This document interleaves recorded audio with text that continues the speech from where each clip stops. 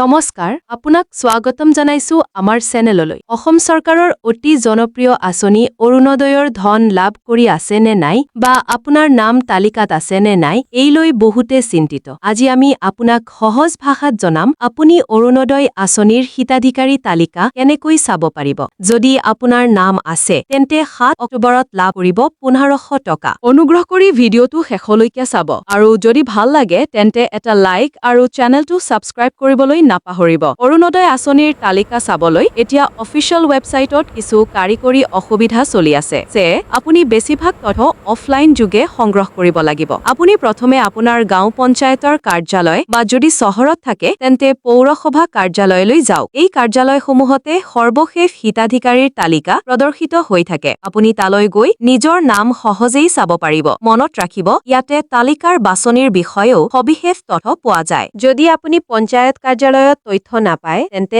আপোনাৰ ব্লকৰ খণ্ড উন্নয়ন বিষয়া BDO কাৰ্যালয়ত যোগাযোগ কৰিব পাৰে। তেওঁলোকেও তালিকাৰ বিষয়ে আপোনাক সহায় কৰিব পাৰিব। যদি আপুনি কোনো কাৰণতে তালিকা চাবলৈ সক্ষম হোৱা নাই তেন্তে অৰুণোদয় হেল্প ডেস্কত যোগাযোগ কৰি সুধিব পাৰে। যোগাযোগৰ নম্বৰ বা ইমেইল আছে যেনে orunodoi@gmail.com। গতিকে আপোনাৰ নাম অৰুণোদয় তালিকাত চাবলৈ বৰ্তমান আটাইতকৈ ফলপ্ৰসূ উপায় হ'ল আপোনাৰ গাঁও পঞ্চায়ত বা পৌৰসভা কাৰ্যালয়ত যোৱা। মন কৰিব তালিকাখন সময়মতে আপডেট হৈ থাকে। যদি আপুনি শেহতীয়া আবেদন কৰিছিল তেন্তে পুনৰ এবাৰ কাৰ্যালয়ত খবৰ কৰক। এই তথ্যখিনি আপোনাৰ বাবে সহায়ক হ'লনে? যদি হয় তেন্তে ভিডিঅ'টো লাইক কৰক আৰু আপোনাৰ বন্ধু-বান্ধৱীৰ সৈতে শ্বেয়াৰ কৰক। আগলৈ এনে ধৰণৰ গুৰুত্বপূৰ্ণ তথ্য পাবলৈ আমাৰ চেনেলটো ছাবস্ক্ৰাইব কৰক। ধন্যবাদ।